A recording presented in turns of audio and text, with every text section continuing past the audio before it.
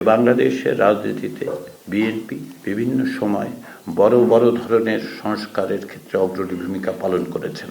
জুলাই জাতীয় সনদ বাস্তবায়ন সংবিধান সংস্কার আদেশ 2025-এ যেটা সুস্পষ্টভাবে বলা হয়েছে সেটা হচ্ছে এই যে জাতীয় সংসদের নির্বাচিত সদস্যদের দ্বারাই সংবিধান সংস্কার পরিষদ গঠিত হবে এবং জাতীয় সংসদের নির্বাচিত সদস্যরা দুটো শপথ গ্রহণ করবেন।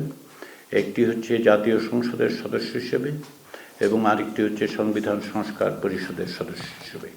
সংবিধান সংস্কার পরিষদের মেয়াদ হিসেবে ওই আদেশে 180 দিনের কথা সুস্পষ্টভাবে বলা হয়েছে। সেই বিবেচনার থেকেই তারা কাজ করবেন। আর নোট অফ ডিসেন্টের বিষয়গুলো এখন একটা জনরায় হয়েছে, যেটা সুস্পষ্টভাবে সুনির্দিষ্টভাবে তারা জনগণ বলছেন যেগুলি বাস্তবায়নের ক্ষেত্রে। তবে নোট অফ ডিসেন্টের বিষয়গুলো সহ অন্যান্য অনেক বিষয়ই আছে যেগুলো যারা নির্বাচিত হয়েছেন, সংখ্যাগরিষ্ঠ দল হিসেবে যারা নির্বাচিত হয়েছেন এবং যারা অন্যান্য সদস্য এবং দল আছেন, আমরা আশা করি যে তারা যে অঙ্গীকার করেছেন সেই অঙ্গীকারের ভিত্তিতে জুলাই জাতীয় সনদ বাস্তবায়নের আদেশের আলোকে তারা তাদের পদক্ষেপ গ্রহণ করবেন।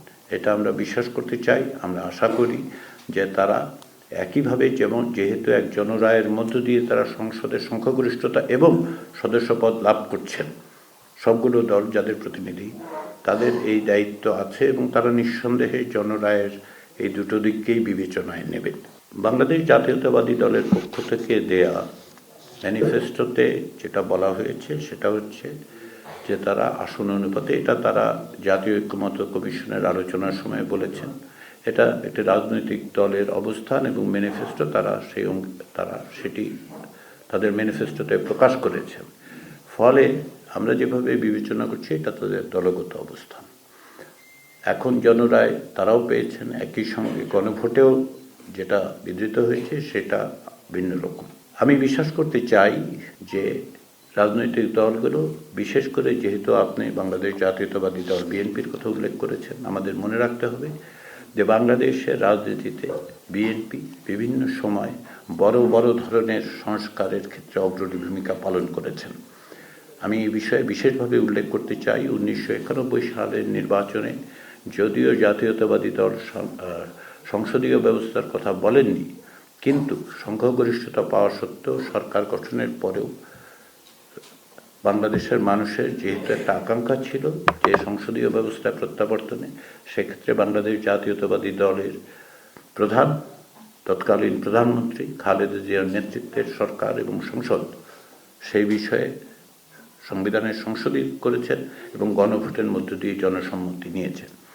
আমরা এটাও দেখেছি যে বিভিন্ন সময় জুলাই গণঅভ্যুত্থানের আগের থেকে বিভিন্ন রাজনৈতিক দল, বিশেষ করে জাতীয়তাবাদী দল, তাদের সংস্কারের কর্মসূচি দিয়েছিলেন, অর্থাৎ সংস্কার করার বিষয়ে তাদের অঙ্গীকার সুস্পষ্ট।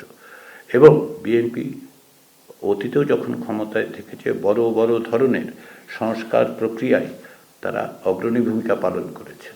আলাপ আলোচনার মধ্য দিয়ে সেই জায়গায় তারা এসেছেন, তাদের অবস্থান সংস্কারের পক্ষে।